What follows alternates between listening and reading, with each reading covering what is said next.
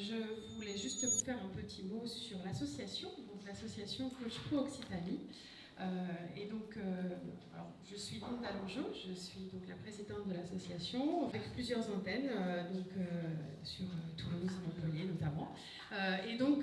Aujourd'hui, l'idée de cette association, c'est de proposer en tout cas différents services, différentes propositions d'offres et d'ateliers, de conférences, d'intervision. On fait également du coaching solidaire. Donc il y a plusieurs événements importants à mettre dans vos calendriers. Ce soir, on a, moi il y a quelques mois en arrière, je vois, parce que je suis régulièrement un monsieur qui s'appelle Arnaud Tonnet, parce que je lis aussi ses livres depuis longtemps, parce qu'en fait moi je suis dans l'accompagnement au changement, côté pro, et qu'un de mes premiers livres de chevet était un livre autour de l'accompagnement au changement signé de monsieur Arnaud Tonnet. Voilà, il était dans ma pile de livres comme d'autres livres. Et puis en fait, j'ai découvert ce monsieur beaucoup plus précisément dans ses travaux, dans ses échanges aussi, toujours très riches sur LinkedIn. Et je vois qu'il va sortir un nouveau livre justement sur les organisations. Et je me dis, tiens, et si on lui proposait de venir nous parler de ce livre ici, à Toulouse? Et il a accepté avec beaucoup de générosité. Donc, je vous propose de l'applaudir, de lui souhaiter la bienvenue.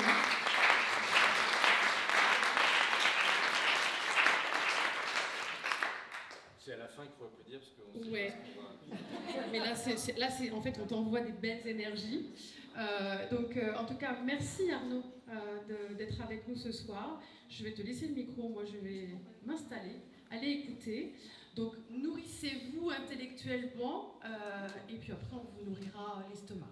C'est promis. Donc je suis vraiment ravi de vous voir. C'est toujours très agréable d'être dans sa communauté. Donc je suppose qu'il y a quelques coachs dans la salle. Donc c'est vraiment agréable. Un petit mot de présentation. Donc pour celles et ceux qui ne me connaîtraient pas, donc je m'appelle Arnaud Tonnet, j'ai 58 bien tassés.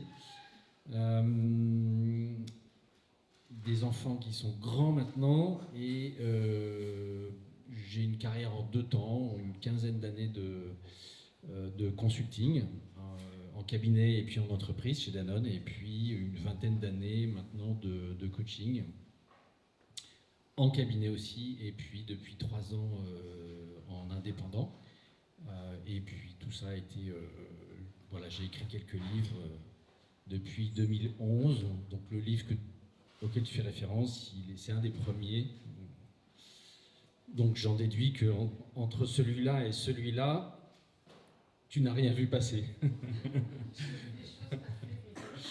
Alors on est ce soir ensemble pour parler de coaching d'organisation, mais globalement plus de transformation et surtout quel rôle notre profession peut avoir dans ce métier-là, puisque c'est plutôt un domaine d'activité qui est aujourd'hui largement occupé par les consultants.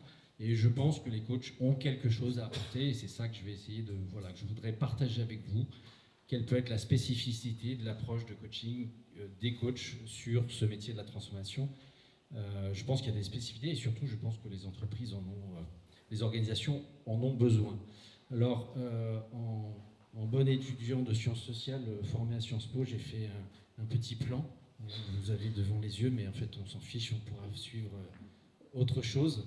Je vais déjà aborder la question de la situation des coachs et de la situation des entreprises par rapport à la question de la transformation.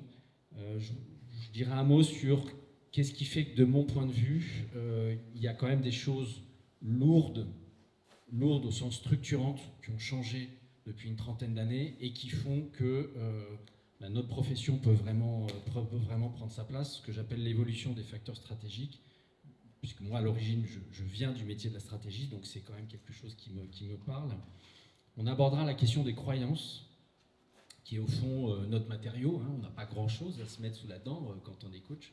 On n'a pas de data, on n'a pas de benchmark, on n'a pas tout ce matériau que les consultants peuvent utiliser. On a juste les mots et puis les croyances de nos clients et évidemment les nôtres, cela va sans dire, mais ça je ne l'aborderai pas. On regardera au fond de quelle offre disposent les dirigeants. Quand ils veulent transformer leur organisation, ils ont quoi sur le marché? ils peuvent choisir. Qu'est-ce qu'ils peuvent choisir? On verra que le choix n'est pas évident pour eux. Je dirais peut-être un tout petit mot sur les différents types de coaching d'organisation. Ça vaut ce que ça vaut, ça n'a pas de valeur scientifique, mais c'est pour essayer de positionner ce savoir-faire, cette discipline, dans l'ensemble de la famille des savoir-faire de l'accompagnement, puisqu'il y a quand même beaucoup de savoir-faire. J'aborderai aussi la question qui est, je crois, enfin en tout cas c'est ce que j'essaye de promouvoir, que le coaching d'organisation peut proposer une autre promesse aux entreprises, mais qui dit promesse dit qu'il faut qu'on puisse la tenir. Voilà, c'est bien beau de dire qu'on va faire mieux, mais encore faut-il pouvoir le prouver. Et donc là, on rentrera un petit peu dans comment on fait, quoi. Comment on fait concrètement pour pouvoir tenir cette promesse de transformation. Et puis je finirai par voilà, plus une conviction qu'une réalité, mais je crois à l'avenir de ce métier. Alors à l'avenir, court terme, j'en sais rien, mais en tout cas, je crois qu'en tendance de fond, notre activité ne peut aller qu'en croissant, et je vous dirai pourquoi. Linda, comment tu veux qu'on fasse pour les questions? On les pose au fur et à mesure, on les pose à la fin? Ouais, moi ça m'est égal. D'accord. Bon, si vous cramez, vous posez votre question. Ah, c'est ça? Ouais, ok. Alors, première chose...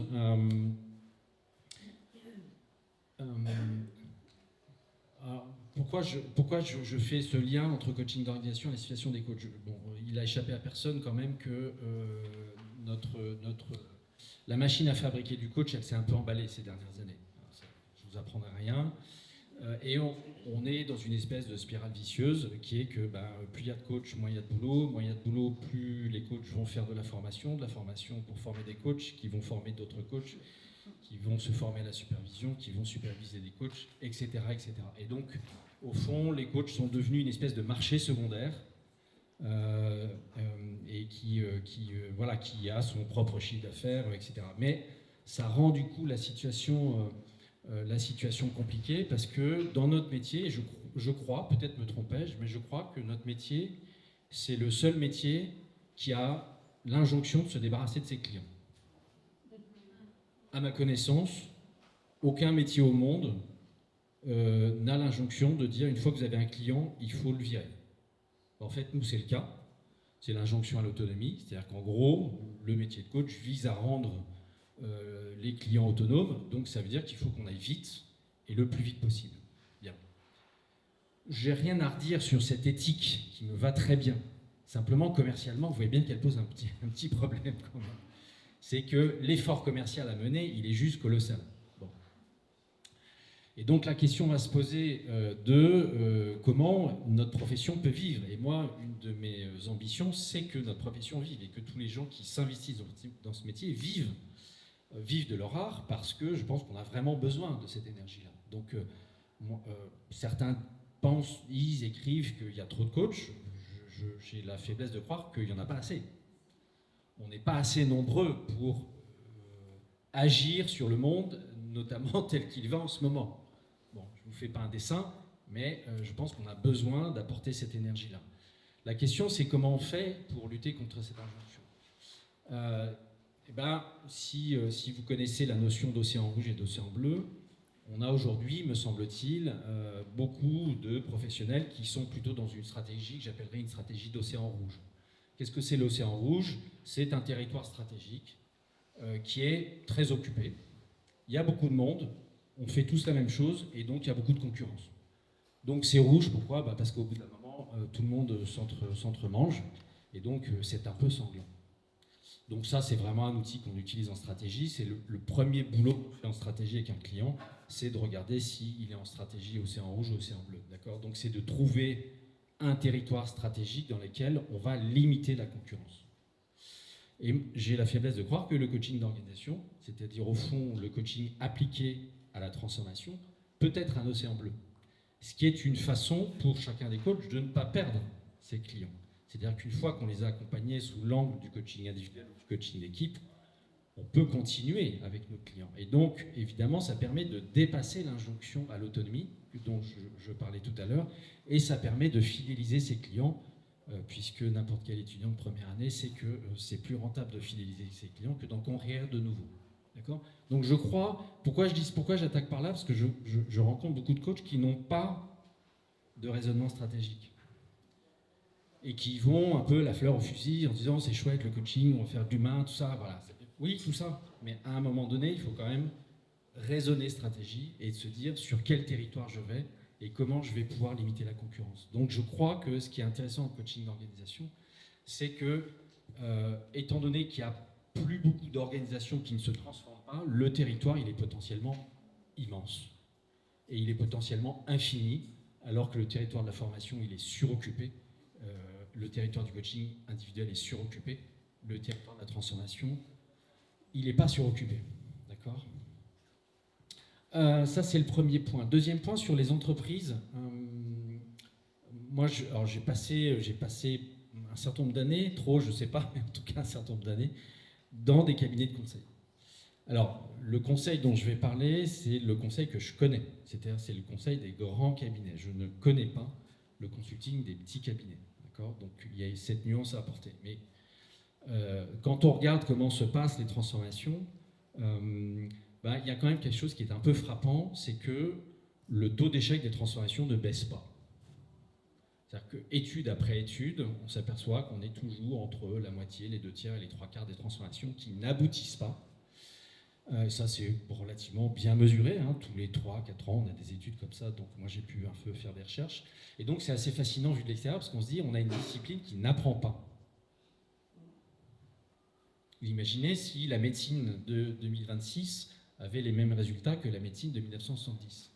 D'accord ? En fait, dans n'importe quel métier, on apprend. Dans ce métier-là, assez bizarrement, il y a un phénomène qui ne baisse pas, qui n'apprend pas. Je vais en dire un mot après. Et je vais dire pourquoi, me semble-t-il, du coup, il y a, entre guillemets, je vais mettre des guillemets, du coup, il y a une place à prendre sur le territoire de la transformation. D'accord ? Il y a toute une série d'organisations qui peinent à se transformer parce qu'elles n'utilisent pas les bonnes méthodes.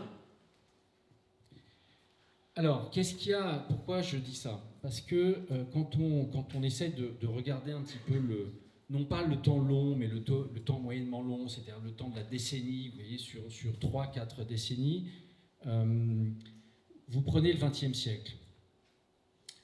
Qu'est-ce que c'est que la stratégie ? La stratégie, c'est au fond allouer ses ressources au bon endroit. Bon. Et la stratégie, c'est l'art de la rareté. D'accord ? Les ressources, par définition, elles sont rares. Donc la question, c'est où est-ce que vous les allouez ? Quand vous êtes chef d'entreprise, où est-ce que vous mettez vos ressources ? Si on regarde globalement le XXe siècle, l'institution de la grande entreprise, c'était une invention relativement nouvelle. La grande entreprise, c'est quelque chose qui est né aux alentours du fin 19e, début 20e. Et les deux grands facteurs de rareté, et donc qui donnaient du pouvoir dans les organisations, c'était quoi ? C'était bien sûr l'argent. Quand vous vouliez monter un business, il fallait de l'argent, beaucoup d'argent. D'accord ? Vous vouliez devenir constructeur automobile, il fallait construire des usines. Vous vouliez monter des hôtels, il fallait construire des hôtels. Donc qui c'est qui avait le pouvoir ? C'était les banquiers. Okay ? Et puis vous aviez le deuxième facteur de rareté, c'était les savoir-faire. C'est-à-dire qu'en gros, on ne savait pas faire grand-chose. Parce qu'on passait de l'artisanat à la grande industrie. Et donc tout le XXe siècle, ça a été la construction de ces savoir-faire. Il a fallu construire des savoir-faire en production, en supply chain, en achat, en RH, etc., etc. Et donc, comme on vendait au XXe siècle essentiellement des produits, qui c'est qui avait le pouvoir ? C'était les ingénieurs. D'accord ? Ça, c'est en gros ce qui se passe de début 20e jusqu'à les années 70, 80, 90. Et puis un truc qui arrive qui s'appelle Internet. Et à partir de là, ça a complètement disrupté les règles du jeu. C'est-à-dire que aujourd'hui, pour monter un business, vous n'avez plus besoin d'argent. L'accès au marché, que vous pouvez avoir directement sur Internet, vous avez accès au marché sans passer par des intermédiaires. Donc, et de fait, quand vous regardez, moi, dans mes clients, j'ai des fonds d'investissement, le gros problème des fonds d'investissement aujourd'hui, c'est qu'ils ne savent pas où mettre leur argent. L'argent coule à flot, il y en a partout. D'accord ? Donc l'argent n'est plus une denrée rare.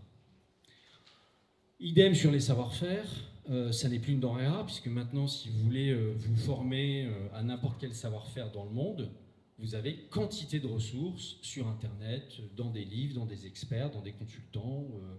Voilà. Donc, vous pouvez apprendre très rapidement le métier de la finance, des achats. Donc, le savoir-faire n'est plus la denrée rare. D'accord ?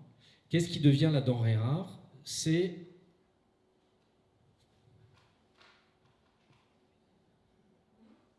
quoi ? Parlez un peu plus fort. Le temps ? Les collaborateurs motivés. La relation. Ouais. D'autres réponses ? Alors, c'est le facteur humain. Alors, pourquoi le facteur humain ? Vous savez ce que veut dire PFH ? Ok. Pourquoi le facteur humain devient important ? Parce que quand de nouveau vous regardez ce que c'est qu'une stratégie, qu'est-ce qui fait de la différenciation stratégique aujourd'hui ? Ça ne sont plus les produits. C'est par exemple la qualité du service client. Vous voulez acheter une voiture, vous allez chez des concessionnaires, vous avez repéré la voiture que vous voulez. Et bien, qu'est-ce qui va faire la différence ? C'est la qualité de l'accueil, par exemple. D'accord ? La capacité de votre vendeur à vous faire une ristourne. Ça va être la capacité du vendeur à vous vendre le financement. Tout ça, c'est pas dans sa fiche de poste. Il va le faire s'il le veut. Quand vous prenez des avions, la même chose. Quand vous avez perdu vos bagages, la même chose. Donc, on a la qualité de service client. Deuxième chose, c'est l'innovation. Qu'est-ce que c'est l'innovation ? C'est des gens qui, à un moment donné, ont des idées, et puis, ils acceptent d'en faire quelque chose. Mais ils peuvent très bien n'en rien faire. D'accord ? Ça n'est pas non plus dans leur contrat de travail de dire vous devez être innovant. Ça ne peut pas se commander. En fait, où que vous regardiez les facteurs qui font la différence aujourd'hui en matière de différenciation stratégique, ce sont des facteurs qui sont très fortement consommateurs de facteurs humains. C'est la collaboration, par exemple. D'accord ? C'est l'agilité, dont beaucoup de gens parlent. Avant d'être une technique qu'on installe avec des méthodes agiles, l'agilité, c'est d'abord une certaine façon de travailler. Donc, où que vous regardiez, le facteur humain devient important. Et la question se pose évidemment, le facteur humain, il collabore à quelles conditions ? Il donne ce qu'il a de plus précieux à quelles conditions ? Un sens commun. Ouais. Le facteur humain va donner ce qu'il a de plus précieux, tout ce que je viens d'évoquer, si on le traite bien.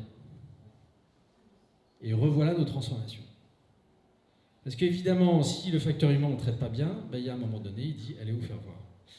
Alors il va le dire de deux façons, « allez vous faire voir ». Si le marché de l'emploi est fluide, il va le dire avec ses pieds. Ça, pour les entreprises, c'est plutôt pas mal. Le pire, c'est quand le marché de l'emploi n'est pas fluide. Parce que là, le collaborateur, il part pas. Par contre, il se désengage. Donc, il fait juste le taf. Mais faire juste le taf aujourd'hui, ça suffit plus. Si vous faites juste le taf, vous n'avez pas d'agilité, vous n'avez pas d'innovation, vous n'avez pas de collaboration, vous n'avez rien de tout ça. Vous avez une entreprise qui marche tranquillement, voilà, mais qui ne se transforme pas. Donc, vous voyez bien que la façon dont on va mener les transformations va faire que le facteur humain, il va collaborer ou il ne va pas collaborer. Et là, j'insiste vraiment sur un point qui est important, c'est que on a souvent des clients ou des managers qui disent l'être humain est un être qui résiste au changement. Et je leur dis, vous avez tout à fait raison. L'être humain est un être qui résiste au changement. Mais c'est aussi un être qui collabore avec le changement. Pourquoi ? Parce que si ce n'était pas le cas, au fond, on en serait au même état qu'il y a 100 ans, 200 ans, 2000 ans, etc., etc. Et donc les deux capacités, la capacité à résister et la capacité à collaborer, elles sont en permanence présentes en même temps. Qu'est-ce qui fait que les collaborateurs, le collaborateur, la collaboratrice va choisir de collaborer avec le changement, avec la transformation ? C'est la façon dont on traite. D'accord ? Et là, je pense qu'on a notre mot à dire. Pourquoi ? Parce que dans notre métier, notre focale, elle est sur le facteur humain. Qu'est-ce qui fait que le facteur humain va collaborer avec la transformation ou va résister à la transformation ? C'est ça notre sujet. On n'a pas 50 sujets. Notre métier, ce n'est pas de l'expertise. C'est pas d'être expert en supply chain, en commerce, en RH, en finance, etc. D'accord ? Quand on est en posture de coach, quand on est en posture de consultant, on peut, mais c'est fondamentalement pas ça qu'on nous attend là-dessus. C'est là-dessus qu'on nous attend. Là où on va mettre la focale, c'est comment on fait collaborer le facteur humain. D'accord ? Et là, je pense qu'on a quelque chose, une carte à jouer pour que les transformations puissent bien se passer. L'autre point, qui pour moi, j'étais encore la semaine dernière dans une entreprise avec une équipe RH, qu'est-ce qui fait aussi que le facteur humain devient rare ? Il y a un truc très très bête, hein, c'est la démographie. Là aussi, ça aura échappé à personne que les naissances, c'est plus tout à fait ça quand même. D'accord ? Donc, pour la première fois cette année, on a un solde négatif. Donc, un solde démographique négatif, ça veut dire qu'on a plus de décès que de naissances. C'est la première fois depuis des lustres. D'accord ? Ça veut dire quoi ? Ça veut dire que le facteur humain, quantitativement, devient rare. Donc, qui dit que les ressources humaines deviennent rares, disent évidemment que l'équilibre des pouvoirs se rééquilibre en faveur des collaborateurs et des collaboratrices. Donc, de nouveau, si on les traite mal, et c'est ce qu'on voit aujourd'hui dans beaucoup d'entreprises, c'est que les grandes entreprises peuvent, pour certaines générations, devenir de vrais repoussoirs. Je crois que c'est mes enfants qui m'ont raconté il n'y a pas longtemps à quel point, aujourd'hui, dans certains milieux, raconter qu'on travaille dans une grande entreprise, c'est quand même la grosse honte. Donc c'est vraiment le truc qu'on ne dit pas. Alors que dans ma génération, on est super fiers de travailler dans les entreprises de la défense, avec un grand nom, une carte de visite, etc. C'est plus complètement le cas aujourd'hui. Et ça, je crois qu'on n'a pas complètement intégré le fait que les ressources humaines deviennent quantitativement rares. Donc si elles deviennent rares, ça veut dire qu'il faut qu'on conserve celles qu'on a. Et moi, je vois souvent des fonctions RH qui sont prises dans le feu de « il faut recruter, il faut recruter, il faut recruter ». Mais je leur dis « vous pouvez recruter ce que vous voulez, le bassin, il est vide ». D'accord ? Il y a des bassins qui sont pleins. Quel est le bassin d'emploi qui est plein aujourd'hui ? Les vieux. Les vieux. J'en fais partie. Hein, oui, moi aussi. Sauf que culturellement, les entreprises, en tout cas en France, ne sont pas prêtes. Donc, elles adoptent des stratégies mimétiques qui est on recrute dans un bassin vide et on ne recrute pas dans un bassin plein. Donc, pour celles et ceux d'entre vous qui êtes familiers, on y reviendra de Palo Alto, ça ressemble farouchement à toujours plus de la même chose. D'accord ? On a des stratégies qui sont absolument identiques et qui sont évidemment absolument en échec. Donc, la question, c'est quand on a des ressources, il faut les garder. Donc comment on les garde ? De nouveau, dans la façon dont on va traiter le facteur humain. Donc ce sujet devrait être en première liste des sujets stratégiques des comités de direction. Ce n'est pas tout à fait le cas.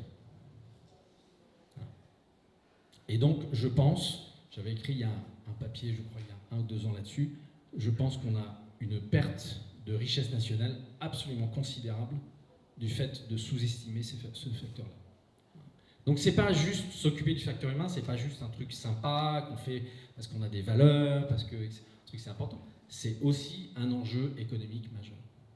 Et je pense qu'encore une fois, on a notre mot à dire sur le sujet. Alors une fois qu'on a dit ça, la transformation, ça va largement être une affaire aussi de croyance. C'est-à-dire, au fond, qu'est-ce qu'il y a dans la tête du dirigeant ou de la dirigeante ? On est d'accord pour dire qu'une pratique, c'est-à-dire la façon de conduire une transformation, ça n'est jamais qu'une croyance en action. On est d'accord avec ça, d'accord ? Les pratiques sont toujours assises sur des croyances. C'est parce qu'on croit qu'il faut s'y prendre de telle et telle façon qu'on va s'y prendre de telle et telle façon.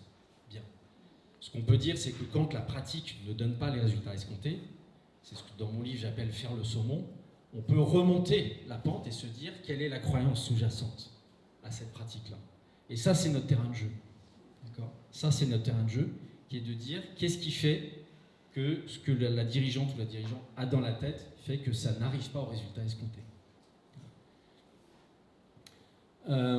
J'avais assisté à une conférence il y a quelques années d'Alain Cardon qui était venu à Lyon. Je crois que c'était en 2009, donc vous voyez, ça remonte. Et qui disait une phrase que j'aimais bien: je ne vous dis pas débarrassez-vous de vos croyances car on sait que c'est impossible, mais choisissez vos croyances. Et ça, je trouve que c'est intéressant. Voyez ? Et j'oserais dire la même chose au fond de nos outils et de nos méthodes, c'est que selon les croyances que vous allez adopter, selon les modes de pensée que vous allez adopter, vous n'aurez pas les mêmes résultats.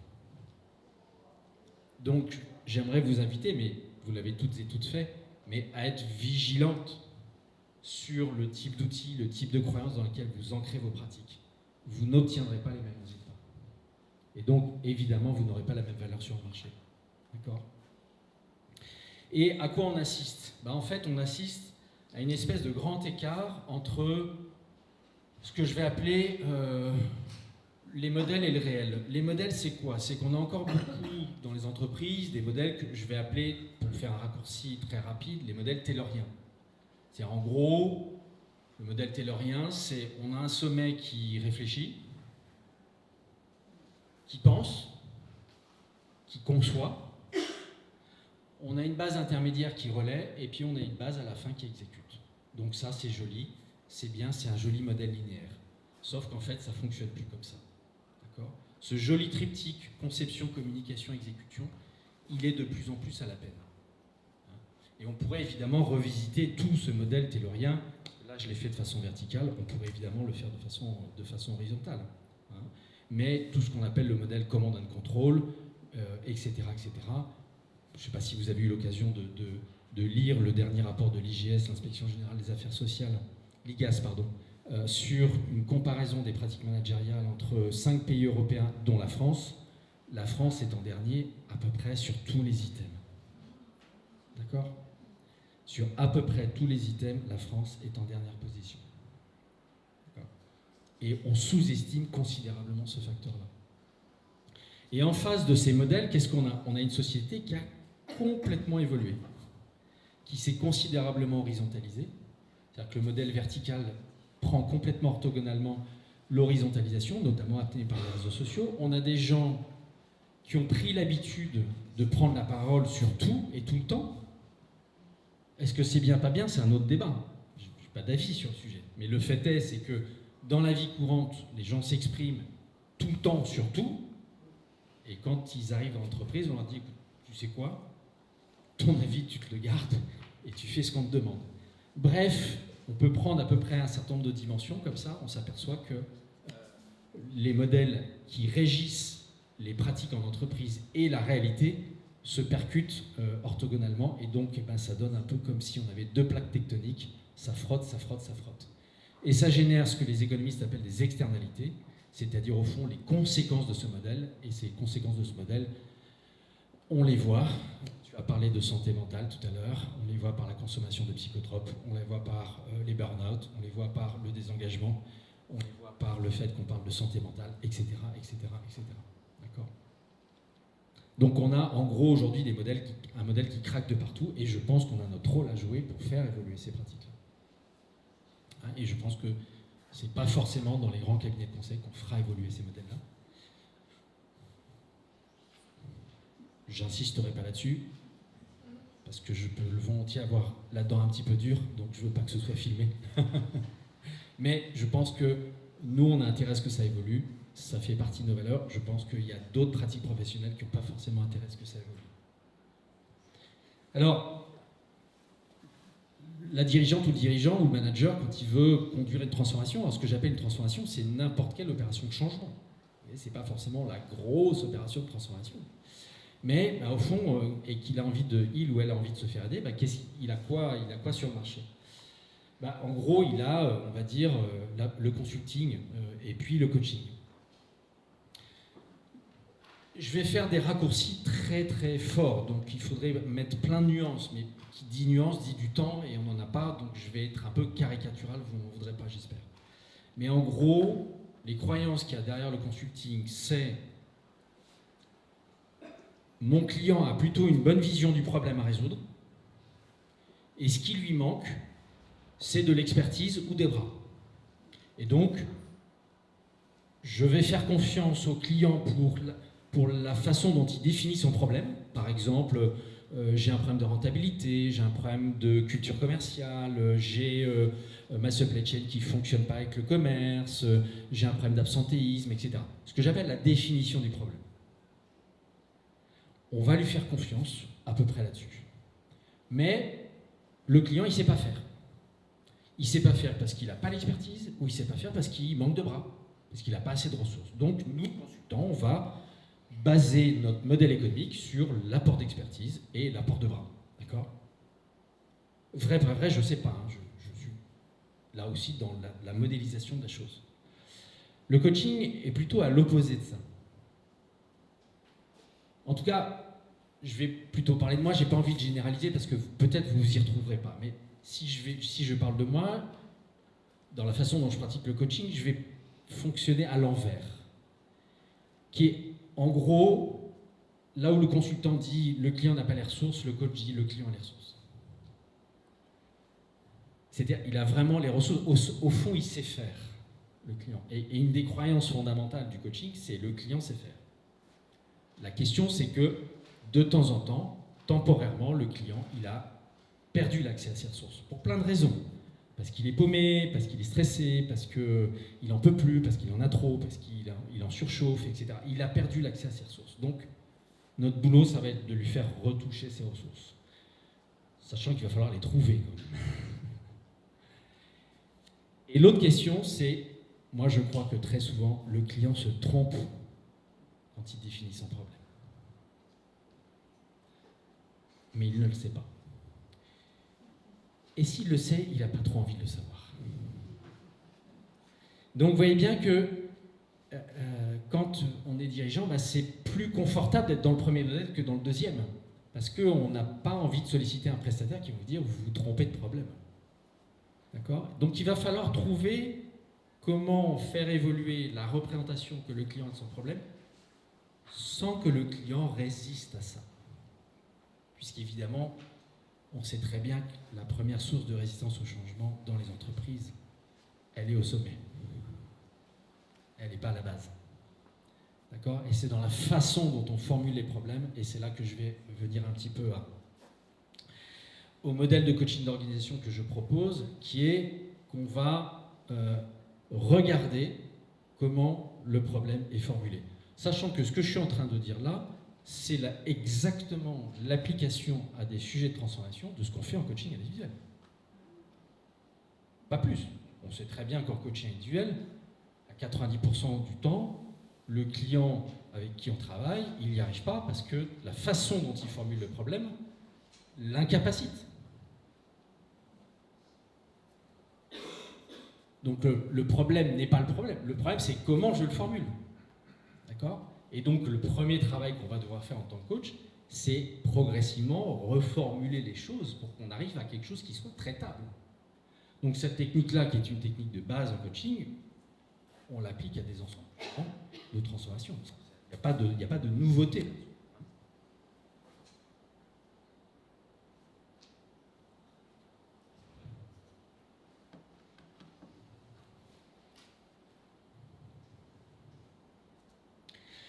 Alors, là aussi, dans le coaching d'organisation que je propose, c'est du coaching. Ça n'est pas de la conduite du changement.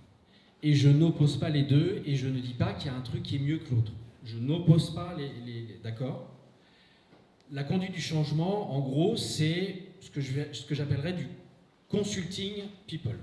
C'est-à-dire, c'est de l'expertise sur les processus humains. Le postulat qui est derrière la conduite du changement, c'est la transformation de mon client, elle ne se passe pas bien parce que les processus humains ne sont pas bien traités. Et donc, je vais bien traiter les processus humains et donc, ça va bien se passer. D'accord ? Et c'est très bien. Je veux dire, il n'y a pas de sujet là-dessus. Ça n'est pas non plus de la facilitation, qui est proche de la conduite du changement.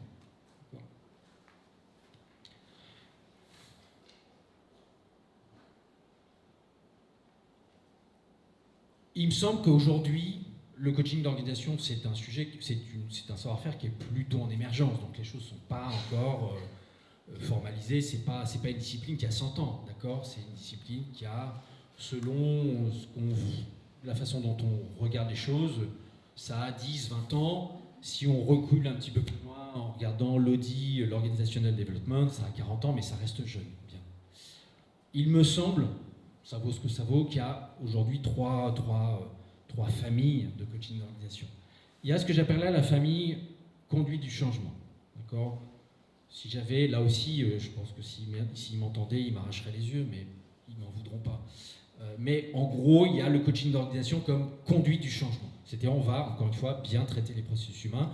Et donc, vous prenez le livre d'un Olivier de Villard, par exemple, et Dieu sait que j'aime Olivier de Villard, c'est lui qui m'a formé, j'ai lu à peu près tout ce qu'il a lu, donc vraiment, je me sens très très proche.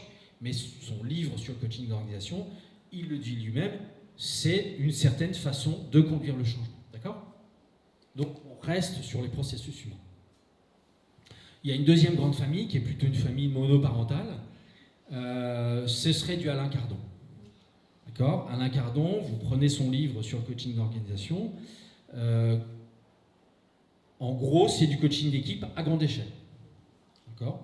Donc, c'est marqué noir sur blanc dans son livre. Et d'ailleurs, la façon dont il écrit coaching d'organisation, c'est coaching d'organisation avec un S sur organisation.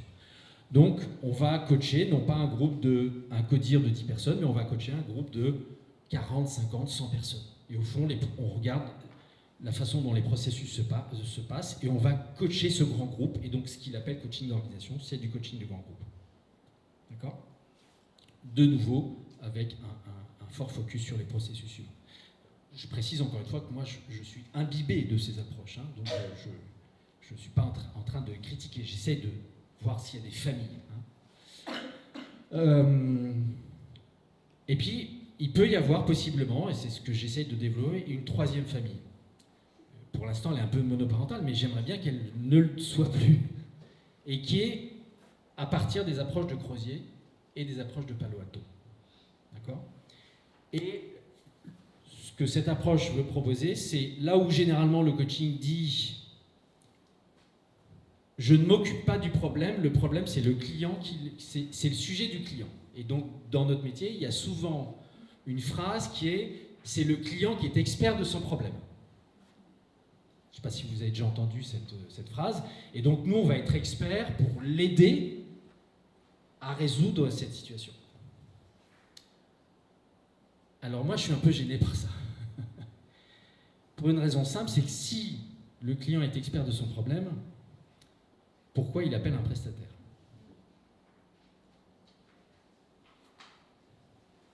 Après tout, des problèmes, notre client, il en résout quantité tous les jours, sans prestataire, tout seul, et c'est très bien comme ça.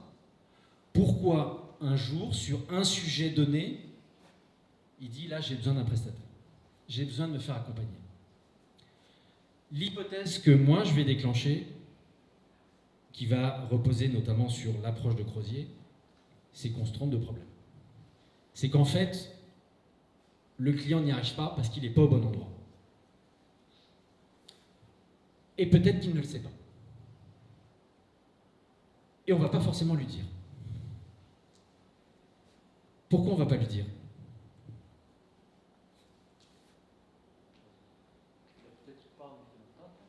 Peut-être qu'il n'a pas envie de l'entendre. Hein ? Pour éviter l'homéostasie. Eh oui, bien sûr, pour éviter l'homéostasie. Je vous rappelle que c'est le seul problème que nous, on doit gérer. C'est la question de la résistance. Il n'y en a pas 50. C'est comment on évite la résistance. D'accord ? Tous les systèmes humains ont une capacité homéostatique de résister aux changements qui viennent de l'extérieur. Donc ça, c'est de la systémique pure. Alors, je regarde l'heure.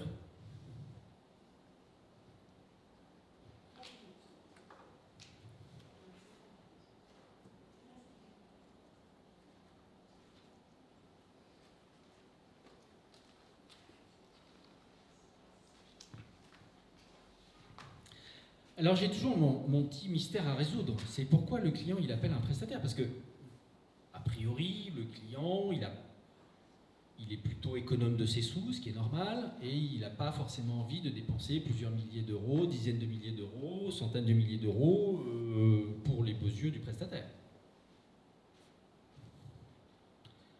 Donc ça veut dire que le simple fait qu'un client recourt à un prestataire est déjà une information sur quelque chose qui se passe dans l'organisation. Il y a quelque chose dans l'organisation qui résiste aux tentatives du client. La question c'est quoi? On n'en sait rien pour l'instant. Mais le simple fait qu'il nous appelle,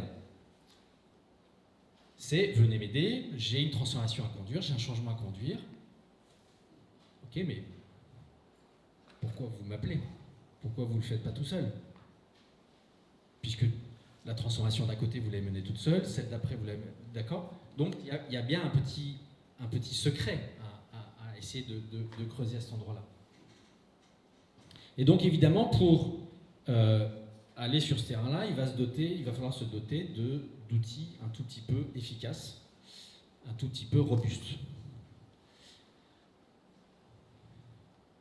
Vous connaissez la petite histoire de ce que j'appelle le syndrome du lampadaire. Tout le monde connaît l'histoire. Quelqu'un veut nous la raconter? Qui veut nous raconter l'histoire du lampadaire? Qui veut nous raconter l'histoire du lampadaire? Oui, alors, si je me souviens bien, l'image me rappelle, c'est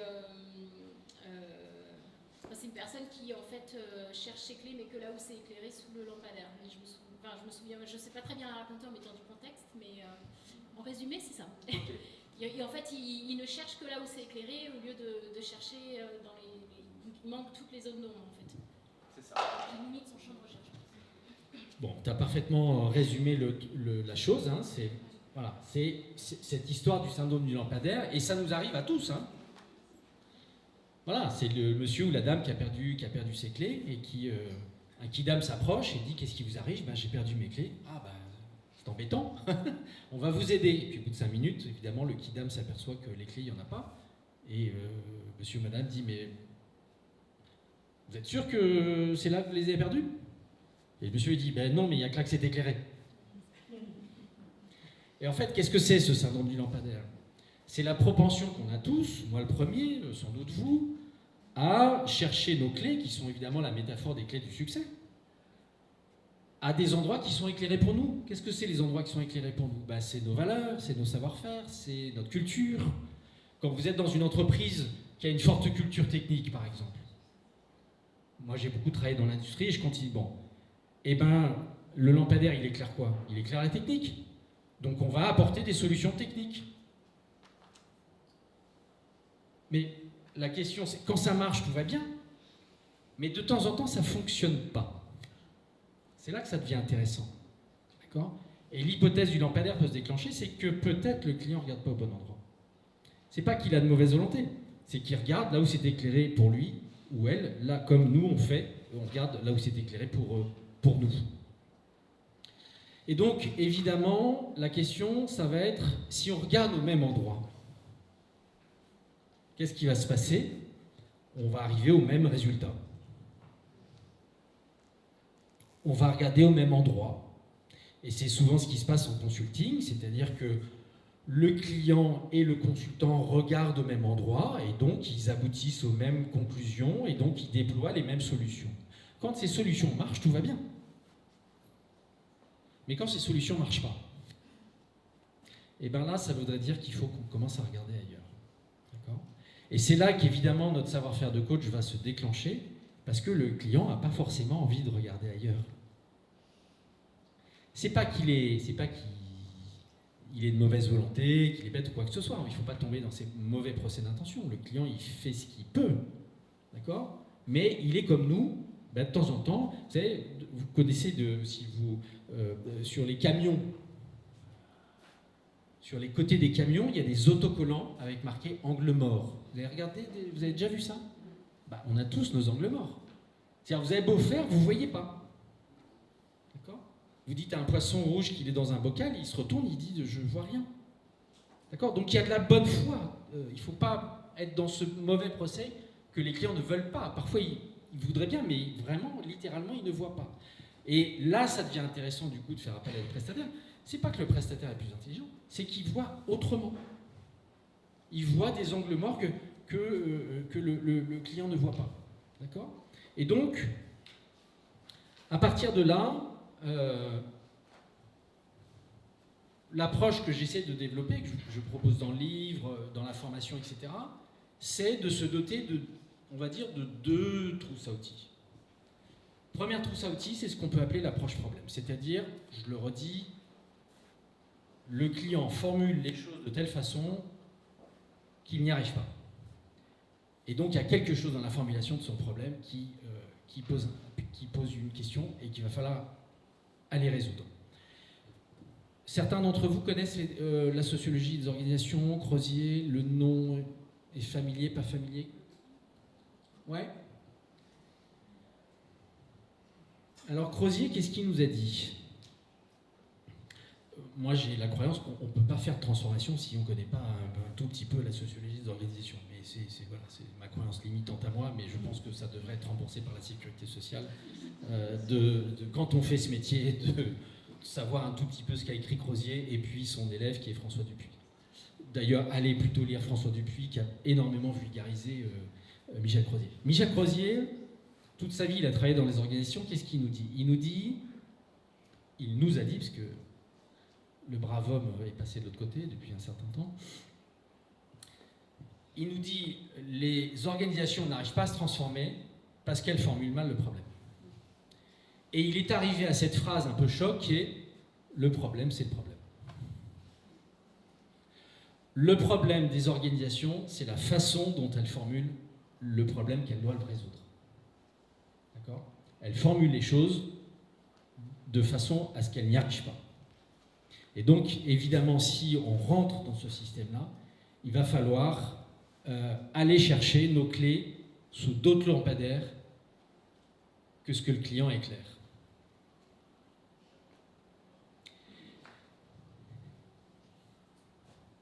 Vous connaissez l'histoire à quoi on reconnaît un psychologue dans un cabaret?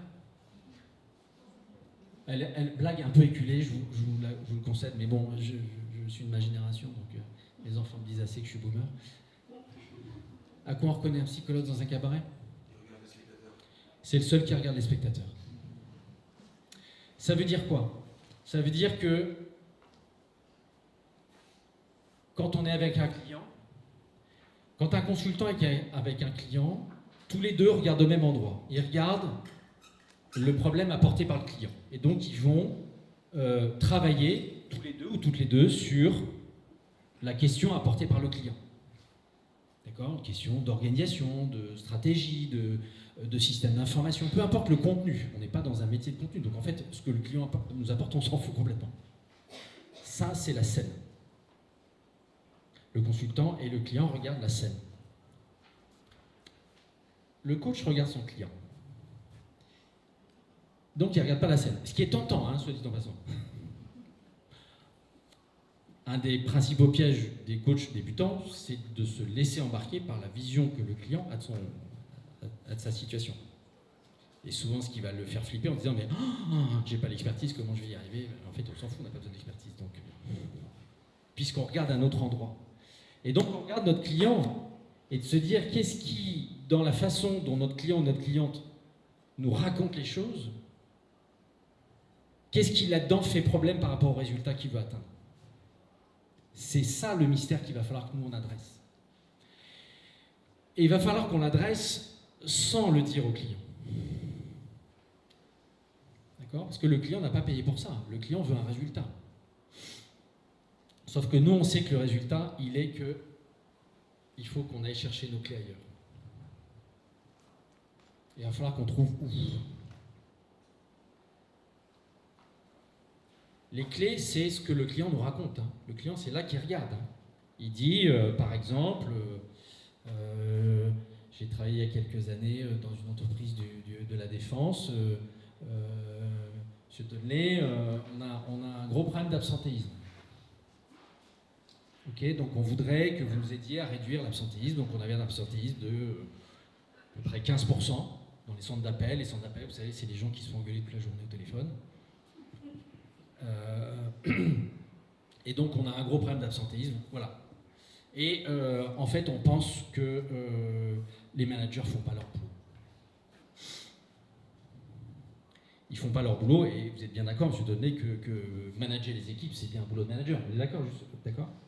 Donc c'est ça que j'appelle le syndrome du lampadaire. Vous voyez, le client, il est en train d'éclairer une zone, il formule les choses de telle façon, il dit le problème c'est l'absentéisme et c'est les managers qui n'arrivent pas à résoudre cette question de l'absentéisme. Moi je sais qu'à un moment donné, si on va rester sous ce lampadaire, on ne va rien trouver du tout. Et comment je le sais? Parce que je vais basculer sur ma deuxième boîte à outils. Ma deuxième boîte à outils, c'est Palo Alto. Donc, pour celles et ceux qui ne sont pas familiers, ça c'est Crozier, ça c'est Václavic. Donc Václavic, c'est le grand pape de Palo Alto. Alors Palo Alto, c'est intéressant. Parce que Palo Alto, entre autres choses, ils ont eu une approche à 180 degrés. D'ailleurs, je crois, j'aimerais bien discuter avec des experts, mais je crois qu'en fait, ces écoles-là, si je puis dire, ne se connaissaient pas. Je pense que Crozier n'a pas lu Palo Alto et inversement. Mais Palo Alto nous a dit, le problème, c'est les solutions. C'est-à-dire, c'est ce que déploie concrètement le client qui, à force d'être répété, au bout d'un moment, ça devient le problème. D'accord? Donc, on a notre approche problème. Crozier qui nous dit le problème, c'est le problème. Palo Alto nous dit le problème, c'est les solutions. Donc, vous voyez déjà un premier niveau de schizophrénie qu'il faut avoir quand même pour faire ce métier. C'est qu'en gros, on a deux cadres de référence qui sont aux antipodes. Il va falloir faire avec. Et donc, si je reprends mon affaire d'absentéisme, qu'est-ce que vont faire les coachs? La croyance du client, c'est qu'ils ont appelé des gens qui sont experts en absentéisme. Ce qu'évidemment nous étions, puisqu'on ne l'avait jamais traité.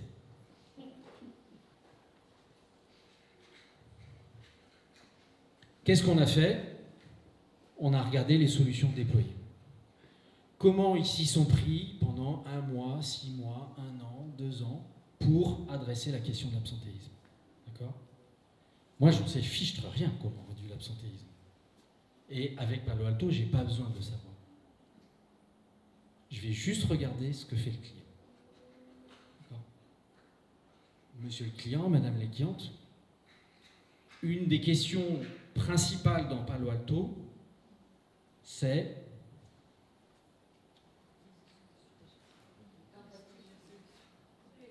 comment vous le transformez en question? Ouais. On va aller dans cette direction un cran plus loin. Depuis combien de temps? Et en fait, plus la durée est longue, plus l'hypothèse Palo Alto se vérifie. D'accord? Et très souvent, je vous rappelle la question de tout à l'heure, c'est que si votre client vous appelle sur ce sujet-là, c'est qu'il a le rapport qu'il a avec sa question est sans doute un rapport problématique. Il y a quelque chose qui résiste là, entre monsieur, madame, la cliente et la question à résoudre. D'accord? Et donc, assez vite, dans mon questionnement, je dis, ok, donc vous avez fait ça, si je comprends bien, vous avez fait ça, vous avez fait ça, vous avez fait ça. À l'époque, ils étaient sur le sujet depuis 5 ans. À peu près tous les cabinets de la place de Paris avaient croûté sur le sujet, donc c'était bien goinfré sur l'affaire. Ils avaient dépensé des millions. Je leur dis, ok, waouh, c'est sacrément impressionnant tout ce que vous avez fait. Et donc je récapitule, hein, et que si j'ai un paper, je le fais au paper. Hein. Vous savez, vous connaissez le vieil appareil, le Polaroid. Et l'image, elle apparaît au fur et à mesure. Et, ok, et ça vous donne satisfaction? Ça, c'est typiquement ce que j'appelle une question idiote. D'accord? Et j'ai énormément de questions idiotes dans mon panel, parce qu'en fait, la question idiote permet au client de se sentir intelligent. Alors, il faut dépasser ça, parce qu'à un moment donné, il doute de son prestataire. Il se dit, mais il est neuneux celui-là quand même. Ça fait une demi-heure que je vous raconte qu'on n'y arrive pas. Ok. Mais ça me permet quand même qu'il entende tout seul que toutes ces tentatives de solutions qui sont apparues, elles ne donnent pas les résultats attendus. Ok, vous n'en êtes pas satisfait. Donc, jusque-là, on est d'accord qu'on va éviter de reproduire la même chose. Vous voyez? Donc, puisque vous savez que dans le cadre de référence de Palo Alto, la première chose à faire, c'est quoi? C'est bloquer les tentatives de solution. C'est la première chose à faire, d'accord? Mais il va falloir le faire de façon suffisamment douce, subtile, que le client ne se sente pas remis en question et ne se sente pas agressé. D'où l'importance de ce questionnement idiot. D'accord? C'est le client tout seul qui va arriver à la conclusion que, malgré avoir fait tout ça, ça ne fonctionne pas. Et souvent, une question que je pose, c'est depuis combien de temps ça dure? J'ai été appelé par une directrice d'hôpital de Lyon. Bonjour madame. Donc, elle voulait que je travaille sur un des centres de formation de l'hôpital. Ça n'allait pas du tout. Le centre partait en vrille, c'était une équipe d'à peu près une trentaine de formateurs et formatrices. Et donc, on avait 4 burn-out, on avait des vols d'ordinateurs, on avait des pneus crevés sur le parking, on avait des étudiants qui commençaient à râler, etc. etc. J'ai dit, dis donc, vous êtes courageuse pour affronter tout ça, c'est fort, quoi. Ça doit être dur, comment vous faites? Et bien que là, on essaie évidemment de créer l'alliance. Moi, j'ai toujours ma petite question qui m'attend, hein, mais elle patiente, ma petite question, vous voyez? Il ne faut pas qu'elle arrive trop vite. Le grand danger dans notre métier, c'est l'impatience. On veut souvent aller trop vite pour le client. Donc il faut prendre son temps. Et donc elle me raconte tout ça, et je lui dis, mais et depuis combien de temps ça dure? Et donc là, la directrice de l'hôpital me dit, depuis 2 ans. Ok, donc ça fait 2 ans qu'il y a une ambiance absolument merdique. Et ils sont en train d'envisager de fermer le centre de formation tellement ils n'y arrivent pas. Il reste 10 minutes. D'accord? Pourquoi cette question est importante? Parce qu'elle permet de déclencher l'hypothèse Palo Alto.